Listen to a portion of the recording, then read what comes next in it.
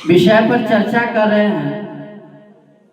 चर्चा यह है 19वीं सदी में महिलाओं के लिए।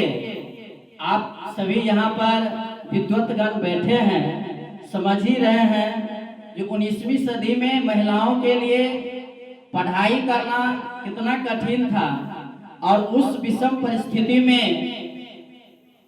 एक स्त्री के लिए अलख जगाना, स्त्री होकर के एक महिला का सम्मान दिलाने के लिए, जन जन तक पहुंचाने के लिए और शिक्षा का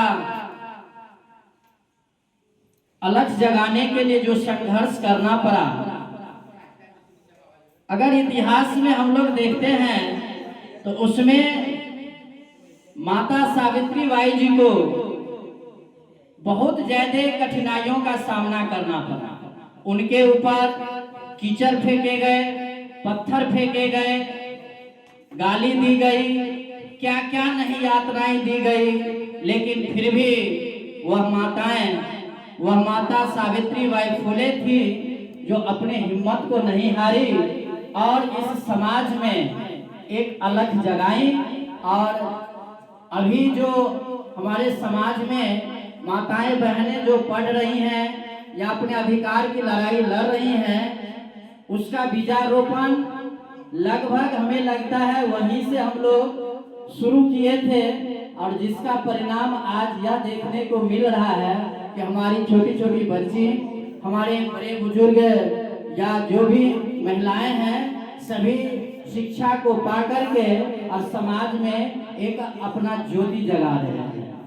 साथियों, ऐसे महान आत्मा, ऐसी माताएं जो हमारे समाज में अब भी हैं, जो अपने संघर्ष के लिए इस समाज में बहुत सारे अपमान को सह करके भी इस समाज को जगाने का काम कर रहे हैं। लेकिन दुर्भाग्य है कि हम लोग ऐसे कुछ कार्य के चलते, अपने प्रलोभन के चलते, अपने स्वार्थ के चलते हम लोग इसको भुला जाते हैं, इन्हें याद नहीं कर पाते हैं। लेकिन बड़ी खुशी हो रही है कि आज जैसे ही हम लोग इस कार्यक्रम को करने का ठाना, तो हमें सहयोग में सबसे ज्यादा हमारे बुजुर्ग अभिभावक, हमारे गार्जियन बैठे हैं, इन्होंने बहुत ज्यादा सहयोग किया।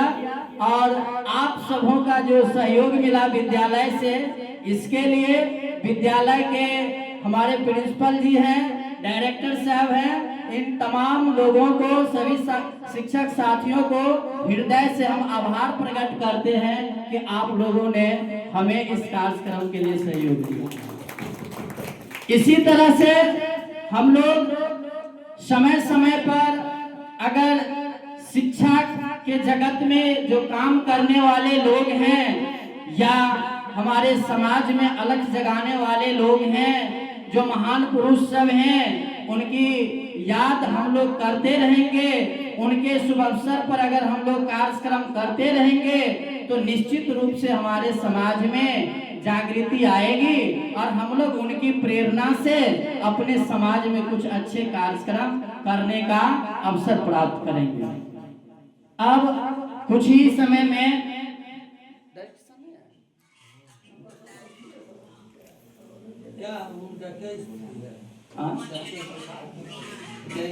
बोले सर, जो हम विद्यालय के कोई शिक्षक हैं या कोई